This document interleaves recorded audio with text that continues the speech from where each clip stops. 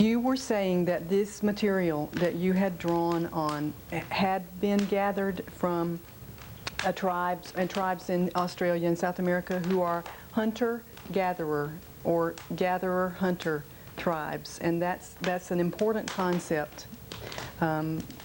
Male-identified anthropologists have called them hunter-gatherers. Some women-identified anthropologists and people who are beginning to realize that a more accurate term might be gathering hunters. Could you talk about gathering hunters a little bit, and then we'll go back to what you were saying about ritual? And all right. Yes, of course in English we're handicapped a little bit. In German I could keep making this game, doing this game, playing this game. Because in German you can add a feminine ending. So I'm saying Jäger und Sammlerinnen, and that always gets somebody riled up in the audience, and then I have a chance to talk about it, because the women were the ones that kept the society going. And the men probably originally were scavengers, scavenging the animals that had been killed by other predators, not human predators. But the gatherers and hunters, whichever way we want to call them, these particular types of societies, which represent the oldest human adaptation to the habitat, were societies that were totally part of the natural world. They did not exclude themselves from the habitat. They were part of it. And it's fun to go into how they exploited the environment, how the environment was totally capable of regenerating what they took. What fascinated me when I was looking at ritual was how these people had the complete picture of the human drama. And perhaps that was possible because they were part of the habitat and not outside of it. Because this is the natural flow of all being, that it begins with the invisibly present ancestral form, and then passes to birth and nurturing, and then goes back into regeneration. So you probably, I think we could speculate, need to have this direct relationship to the habitat and be part of it before you can experience also your ritual life in these forms. And it has found many glorious expressions. And it is curious to see how even very recent reports, like a book published about the Navajo Beauty Way just last year, reports on these various forms of the ritual, but never puts it together into one system.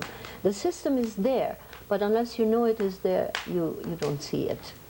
And what is then very curious in terms of human interaction with the habitat is, as humans leave, if we want to call that the primordial mother, they lose part of this structure. There's the curious idea about that in the beginning they were all animal-like and you know, primitive. I never allowed my students to use that word. And then, oh, haven't we gotten marvelously far? We progressed. And I usually said to my classes, that's right, we progressed to the atom bomb and to the possibility of destroying ourselves and our planet. If that's called progress, I will have no part of it. And it is right there written into the ritual what we have done. Because as we go from societal type to societal type, the canvas, the marvelous canvas of ritual, begins to be narrower and narrower and narrower. It is as though a light were being extinguished, gradually, gradually, gradually, so that by the time you get to agriculturalist rituals, and that's not just the Christians, there's Hindu ritual, there's the rituals of the agriculturalist Africans, so you can go around the world. It's always the same thing. Basically what you've got left is the meal, is the festive meal. And again, this curious play between the tactile aspect and the ritual aspect. So when you get to the agriculturalists, it's a narrow little piece of the canvas that you got left, but it accommodates the festive meal, the sacrifice, that is the meal shared with the deities, in a grandiose way. And then on the other hand, on the ritual plane, you have the possession, that intaking. You're taking in the meal and you're taking in the spirit, and with agriculture you've got the separation between good and evil, so you can take in something good or you can take in something evil, so you have, that's all that is left. Mm-hmm. So you're talking about now the fact that along with the shift in the relationship to the habitat which occurred when we shift from gathering hunter society to horticulture, something changed in our relationship with birth and rituals and our consciousness. Right. Would you talk about that for a little bit? I'm coming back to the absolutely crucial understanding that these ancient societies were of immense sophistication. When at least that's the speculation, when there was a need for more food, the women, not the men, but the women who knew plants and knew seeds, started small gardens. And that's very obvious, for example, in Indian mythology, where it's always the woman who all of a sudden has the magic and she creates food that hadn't been seen before, and how does she do it, and so forth. So it's obviously the women who created the gardens. But with that, these very sophisticated people understood that they were doing violence to the habitat. They were forcing the mother to yield things she did not give voluntarily. And so for the first time in human history, not among hunter-gatherers, but only beginning with the horticulturalists and then continuing into agriculture, you have the prediction of an end of the world. And the prediction that is my favorite is not the Hopi one, which has been publicized so much, but the more complete one of the Warani societies, Apapokuvo Warani, who were studied by a German anthropologist, Kurt Nimmo Daju, at the beginning of the century, so they were not as destroyed as they are today.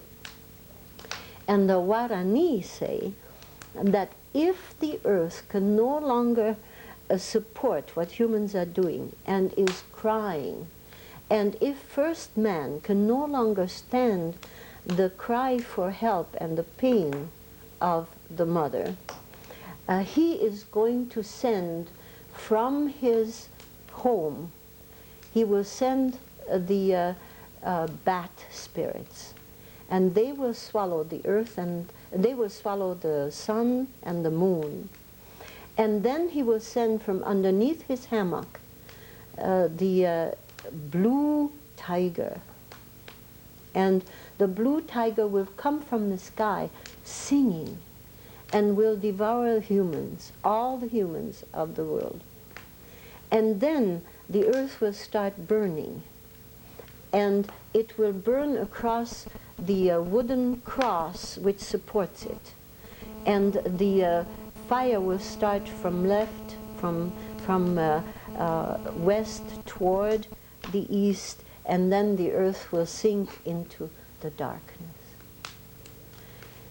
These are the original apocalyptic predictions, and it is characteristic, if I may continue on this particular line of the story, it is characteristic that by the time you get to agriculture, you have an entirely different situation, if you want to call it, of consciousness, a different kind of consciousness, a different kind of idea of what life and world and humans are about.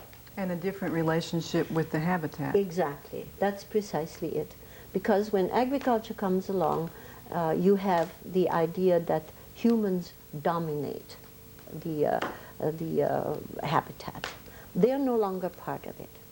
So curiously, they also have apocalyptic predictions, but it's no longer that the earth is crying in pain and first man can no longer tolerate that, no longer stand it, but rather because, very logically, because you have a distinction between good and evil, the apocalyptic predictions of the agriculturalists say, yes, there is a good part of humanity and there is a bad part of humanity. And when the kingdom of God, if we want to go with Christian terminology, comes along, all the evil ones are going to be destroyed, and we, the good ones, and the teller is always the good one, we will survive. So it's no longer, the earth is no concern. It's the social environment that is of concern, and the evil ones will vanish and the good ones will remain. As a social scientist, I always feel kind of sorry for them, and I saw one of these apocalyptic movements develop in the apostolic church that I was studying in Yucatan. It came up like a fire.